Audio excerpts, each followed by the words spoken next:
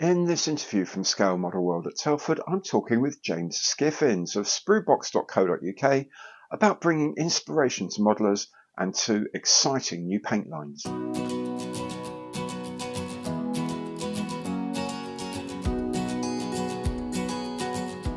Right, James. Hi Gary, how you doing? I'm good, man. Spruebox. Indeed.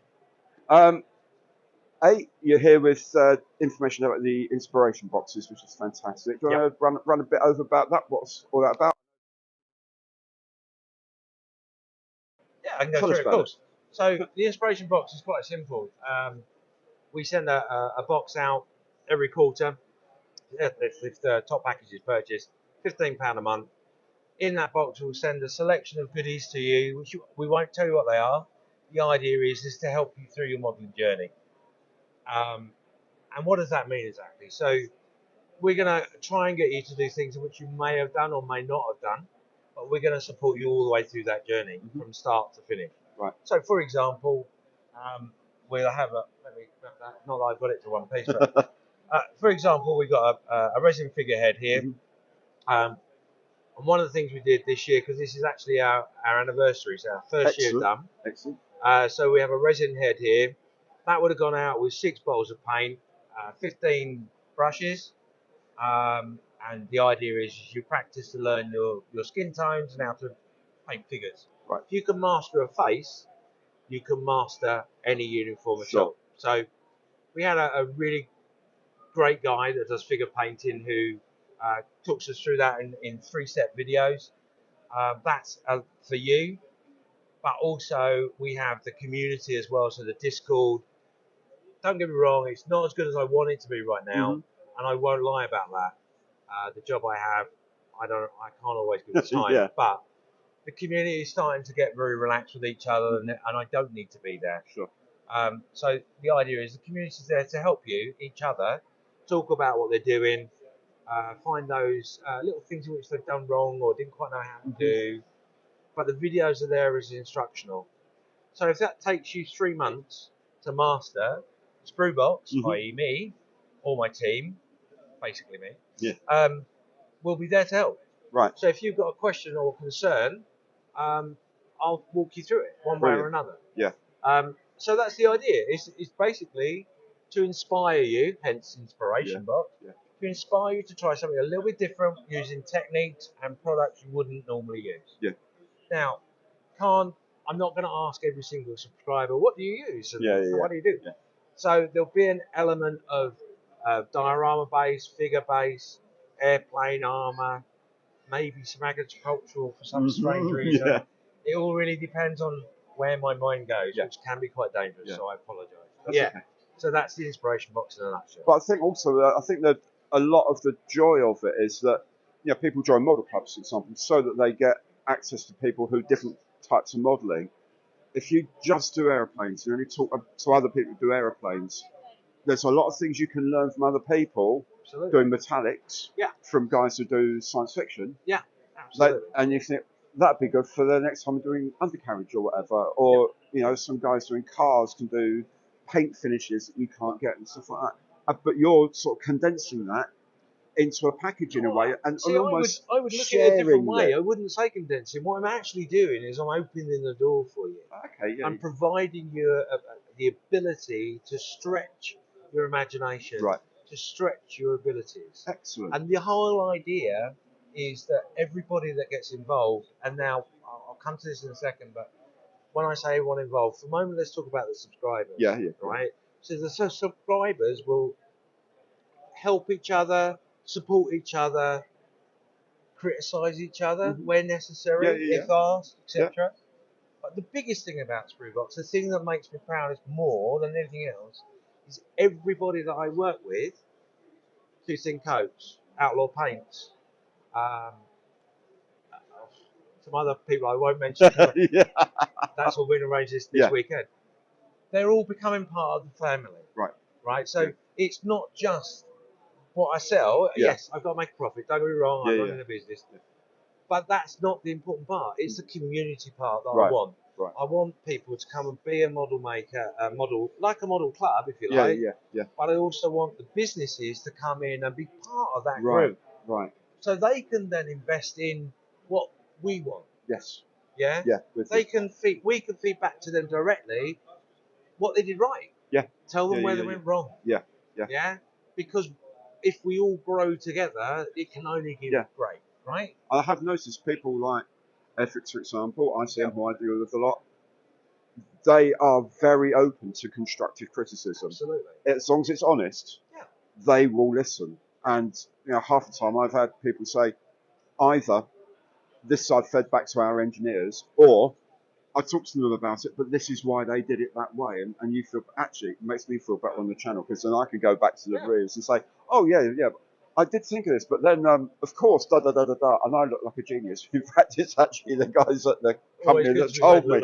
Always, so never fall for the trick. I don't know anything about this stuff, really. But this is the funny part. I mean, the exciting for me, working with Dale from Airfix and the team, and their general approach to that process, has really made a lot of emphasise to me that what I've been doing for the last 4 or 5 years is all building towards a certain thing. Now, I didn't realise it would be this, but that's where we're going. That's what we're heading towards. So hopefully, I mean, the inspiration box. Most of the people will understand it, see where I'm trying to go with it. Yeah. There has been. I'm not going to lie. I've had one person who has come to me and said, I don't understand that. I don't know why I'm paying that money. To which I said, well, in that case, don't pay the money anymore. I'll stop that. Yeah. And I'll refund it. Fair enough. Because you've not got back what I'm trying to provide. Right. So I won't take your money. Yes, I've got to run a business, like I said, but I'm not there to steal money. Yeah. If I've achieved what I said I'm going to achieve, crack it. Brilliant. I love them. I look forward to their arrival. It's a bit like when Nick sends me a mystery box. I never know what's going to be in there. No. The day you sent me a head in the post was a little bit disconcerting until I realised it was resin. Yeah, that's right. And there was some paint. But other than that, but a tractor and some rusting powders. Yeah, that's the last Again, box, it's a real. It is an inspiration. It's a real push to go, I better try that now. And I've tried a few things. I haven't done enough videos of that yet, and I do apologise for that. But I've been doing stuff and thinking, oh, that's how you do that. That's really clever. And it gives you something to practice on as well, rather than just looking at a YouTube thing. Not disrespecting YouTube. Of course, it's my. But this is at least you could, rather than then, I've got through all of this. I've got to try and. Is that the right thing to do? And you're supplying stuff that you've tried and tested, and you're also showing people how to do it. Yeah. And that's but brilliant. this is the other element to that particular box that maybe someone doesn't initially realise. We spend hours, days, weeks going to decide a model that we want. Right. We totally want. But I challenge your viewers, how many of you now look at your kits, your stash, and go, I'm too afraid to do that? Absolutely. Because that's what you've bought. That you want that build to be a certain way. Yeah. Well, I'm sending you something, yes, you've paid money for, but you can do whatever you like with it, and it doesn't matter because it wasn't part of your stash. Yes. Yeah. So that is one of the hardest parts with experimentation, is investing the money in a kit and then go, well, I'm going to try and do this, that, and that. I can't honestly stop thinking about how many people that have said to me, I bought this amazing model. I wanted to do this effect, but I haven't got it right, and it looks awful, and I've thrown it away. Yeah. I know someone that's built a 1/32 Lancaster and done exactly that. They're thrown it away. Oh no! And that's not a cheap piece of plastic. So that £15 for an experimental project, learning a different technique, suddenly doesn't seem so much, right? Yeah, absolutely. So that's the idea. Brilliant. That's what we're trying to do. Brilliant. Now, you've also got a load of paint here. Yes. So, I've tried Outlaw Paints, as I hope you know, because you would, of course, have watched the videos. Okay. I was blown away by them, and I'm not just saying that because he's here. I said it on the video as well, and I hope you trust me, because the density of the pigment was phenomenal, but also, and I don't know how they do this, its dispersion was very good, so that it went down on a really thin layer. But packed full of colour. Yeah, absolutely. How So, do they do that? How so do they do it? one of the joys of this particular product, if I just randomly pick something, not that one. That's not a little bit too random. So we'll pick this one, for Here's one we example. randomly prepared earlier. So this is actually a pearl colour. All That's probably a better example, actually, just because of the colour, nothing right. more. Yeah. So Outlaw Paints. Outlaw Paints is an Australian brand here in the UK now. But the difference with Outlaw Paints is it's a liquid pigment. So what do I mean by that? So I'll put that up to the camera. You can probably see that pigment right there. I'll do a close up of it in a Yeah, minute. that's not a problem. Yeah. So that's the amount of pigment you get in there.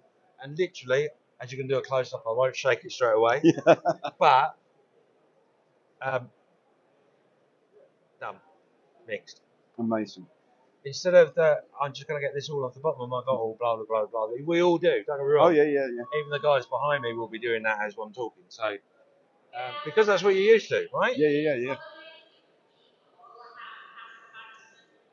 So Doesn't matter. yeah, cool. So that's the first part to talk about Outlaw Paint. The second part is the way it goes down is really really simple, and not because I'm with a different brand, which we'll talk about in a minute. But a couple of passes with the paint, and you've got the colour. Absolutely, and I can prove that. This is aluminium. Again, Gary will do a close up. 2 passes of this, I did. I went and made a cup of coffee, put some masking tape down to get the black, ready for the black on the nose of the Spitfire. Sprayed it, pulled the paint, the mask tape straight off. No problems, no peel, nothing. And all of these models that are here and that will be at our display have got no satin clear coats or anything like that. That's just how it comes out of the bottle. Yes, this has got decals on, but the reason for that, it quite often gives you a nice satin finish, and the decals go straight on. Okay. So in a way, there are some people that have a process they go through to get through to the decals. I would suggest strongly you don't need to follow that anymore with Outlaw. That's going to save you money. The other thing about Outlaw Paints is, and one of my biggest worries was it's a bottle. How long will that last? Well, you've tried it. The coverage is amazing. I was blown away myself. I am an acrylic paint person. Lacquer was not my main thing, not something that really interested me too much. But boy, this is really the only paint I've ever picked up and gone, what am I doing next? Because I'm sure this ain't landing done. Yeah. I was lucky James sent me some samples of them, and they came in really tiny bottles. I mean, it's like, the problem we had. First thing I thought was 1/72, obviously, because it's not going to cover 1/48. RAF early war, grey, green and brown. Yep. Did my Defiant, and I thought, I've got some green and brown left over. I've got that little egg Lancaster. I can do the top of that because I've got some black. I got 2 kits out of this tiny sample. They were 5 mils. 5 mil. In fact, I tell a lie. They were 5 mil bottles, but you didn't get 5 mils. No, they were about half full. And I'll tell you how I measured it. I got a pipette. That's it. Wow. I didn't even check to see how many mils you got in that bottle. Yeah. I did a rough guess, and I was like, well, if you can't paint a 1/72 with that amount of paint, I'm gonna have to start worrying. Right. So that was the goal, was to send it out to everybody. Do whatever you want to do. Have any issues or problems, give me a shout. And that's the same as if you're a customer. I want that feedback. I want to have that interaction. Give me a shout. See how we got on. And I then sat in a very cold, dark room, fingers crossed, hoping to God that I'd give you enough paint. And luckily, everybody came back with saying it was brilliant. More than enough. There's no need for any particular primers or anything like that. So Outlaw Paints have got their own primer, obviously. It's a very good primer. Goes down very, very nicely. However, like I say, some of the ones I've got here on display, I've purposely gone out of my way to use different primers to see whether there is that interaction problem. Right. And I've experienced no issues. Excellent. everybody that has had the paint, as far as I know, has done similar sort of things. Although you were sent some primer, so Yeah. but I've encouraged that because that's the only way I'm going to know 100% whether Sure. there's any issues and what we need to avoid or don't avoid. So, yeah, so it's been a very interesting process learning all that. I'm not a manufacturer, so Yeah. what do I know? Yeah. But certainly the experience that I have had and the people that have kindly helped, people I respect and are friends with in the modelling community have been a massive help. I think it's also worth pointing out. Obviously, I make mainly planes, maybe the occasional vehicle. There's colours for everything. I noticed on that they've got like really very, very specific British Rail colours for railway people, and really specific, like almost 1974 blue on the west coast sort of thing. It's quite 1939 colour in the BR Ranger, and I'm told by railway enthusiasts that that's very important. Yeah, I'm so sure. we will be doing a railway show at some point, so I'll give you feedback when I know. Excellent. But and you've got pearls, you've got translucent. I mean, it's a proper the full massive range we've of got paint. We've got military colours. So the military colours, just so you know, 108 were announced in March, I think, of this year. What's being delivered to the UK for launch is actually 182. Wow. So the range has already increased within that short period of time. We've got pearl, we've got candy, we've got metallic, British rail, Australian rail. I know in the UK you might not be interested, but trust me, there's some lovely colours in there. There is car colours, tractor colours. Malcolm's over the moon. Sounds like a tractor. He does. Crane colours, and it's just a real good mix of colours. Yes, in the military range, we're covering UK, America, Germany, Japan, NATO, New Zealand, and Australia, and there will be some crossovers. So the site isn't up to date because obviously I didn't know they were coming. Right. So so that was a nice surprise. We will be up to date in the next week or so by the time this video goes out, hopefully. But certainly, you don't need every colour in every nation because there'll be that crossover. But with that said, as I've asked, I've done a little survey over the weekend and asked how many Italian. In fact, I'll ask you, how many paint pots of aluminium have you got? Actual pure aluminium, one. Now. One. I used to have two. Well, now I've the got only one. person today. Only because I've just run out of Model Air aluminium. There we go. And I've got the metal metal colour ones. But I've got several different aluminiums in that. But then I haven't painted an all metal aircraft for a very, very long time. So there's nothing wrong in that because different manufacturers will make that aluminium in a slightly different way, and they do give you little differences in shade. So that's fine. But obviously, the range that we have, the UK has a special UK label. So as you can see, you got UK, you got American and German. They'll do a close up of this. I don't know why I picked them up. I should have thought of that earlier. So if you want your wall to have those labels, they're there for you. That's the idea. Brilliant. So if you only do American and English planes, etc., you can pick those particular colours, and it all looks very nice on the wall. Excellent. So we're pampering a little bit to how people are, because we're all very quite a matter of fact about what our caves are, right? Yeah. So we're pampering to that a little bit, but you don't need to buy every single one. And I understand that we all have invested money in paints. So the likelihood of you going, oh, it's a new paint, I'll go and buy the whole range. Let's be honest, you're probably not going to do that. But I would ask you, give it a try. Pick a colour, as I've said to everyone this weekend. Pick a colour that you know is always difficult for you. Not what you're told by Night Shift or us. Pick a colour that you know is difficult. Come and get a bottle, try it. If it doesn't take your breath away, we're not for you. But I'm pretty certain that you will. Outlaw Paints, please definitely give them a go. I cannot say how good they are more than I can. Watch the video, please. Yeah, They are please do. amazing. We've also got another paint manufacturer here. Yeah, Two Thin Coats. Yeah, I've really, not really heard excited. of before. No, okay. Tell me about them. Let me explain how this happened. So as I alluded to earlier, part of my ethos for Spruebox is that we bring a community together by using suppliers in that way, as well as subscribers and people that use us for their material.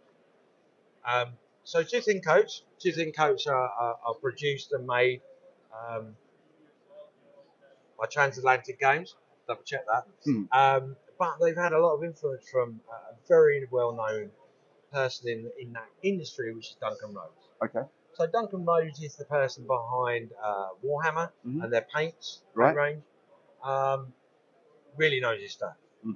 He's made his own paint range, and they called it Two Thin Coats. Okay. Why is that, I hear you ask, Gary?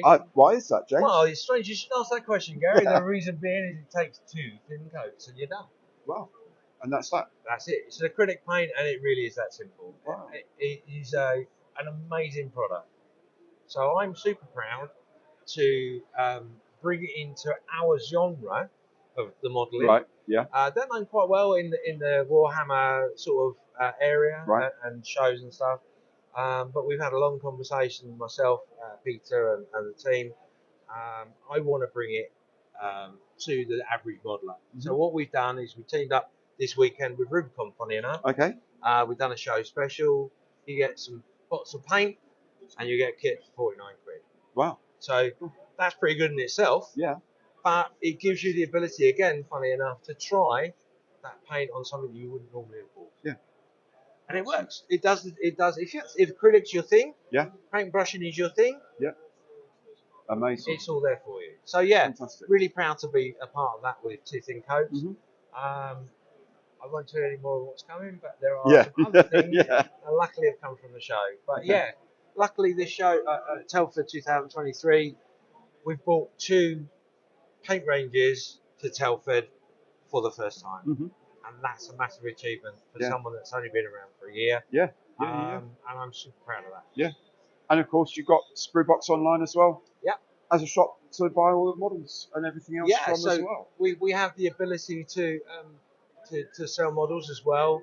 I don't overly push it because basically it's not the average site. Right. So what I try to do is make sure that all the model kits that are on there are just something of a little interest, something different. Yeah. Rather than you going scrolling through pages and pages and pages, going looking for that one thing that lights your boat, so to speak. So we're a little different in that respect, but we are moving much more, I hope, towards the inspiration side of things, and the unknown stroke not so well known. Right. So I'll give you an example. So I remember we talked about this about a year ago, and I said to you, pastel models. Yes, I remember the Vietnamese guys. That's right. So we're still in communication. We're not at that point yet, unfortunately. But again, that's something I'd like to do, bring them over, because they're just brilliant. Yeah, yes. But there isn't really that much out there. So that's what we aim to do, is to be just a little bit different, a little bit out there, a little bit zany at points. Yeah. And with lots of support. That's what we're all about. That's what I like. That's what I do like, is I know if I've got a problem with it, or even just want to know something, I'll phone James up, I'll drop him a line, and straight away, there it is. There's your answer. Not always straight away. Yeah, it depends on the time of day, depends on how much coffee he's had and things like that. But it's a human being at the end of the line, rather than an answering service or any of that nonsense. It's someone who actually also knows what they're talking about. And don't let him hear me say that, but he does know what he's talking about. James, thank you so much for your time, my friend. Thank you so much for coming over and talking to me. And best of luck with all of this. It's. I know you said you're not expecting people to come and buy a whole set. I noticed yesterday someone did, and they even gave him the crate to take it all away. Yeah. Well, genuinely nice guys. What more could you want? It's just crazy, honestly. Thank you everybody that's supported us so far. Just give it a go, guys. I think your viewers 100% will benefit from giving it a go. Definitely. Don't get me wrong, it might not be for you. As we all know in this lovely hobby of ours, we all do things slightly differently, but give it a go. Definitely. Thank you, Gary. Thanks so much, James. Take care, Cheers, mate. buddy. Now, I do urge you to think of the Inspiration Box subscription. It's given me lots of food for thought about modelling techniques, but it's also given me stuff to practice with and to play with and get it right with, or at least get it somewhere near right with. Weathering, doing skin tones, which, you know, as James said, if you can do skin tones, you can pretty much do any kind of uniform tones or anything like that. It's just an extension of the concept of the idea of the lights and darks and shades and highlights and stuff like that. It works on anything. There's been so many bits and pieces that I've found, you know, that's amazing. That's really changed the way I think about doing something. Sometimes you just get a kit and you think, oh, I really fancy building this. This is really good fun. So there we go. I think it's worth looking into. Obviously, I've got to say, make your own decision about it, but I think it's really, really good fun. Outlaw Paints, absolutely exceptional. I've done the video on them earlier. I painted up a FX 1/72 scale Defiance. The paints are just so nice to use. I mean, really nice to use. The colours are really good. I think very accurate. You know, I wouldn't swear to it because the whole issue, don't even get me started on the whole issue of colour. It's such a complex subject. However, for me, looking at the models I make, the colours look spot on to me. They lay down really easy. The pigment density is something else.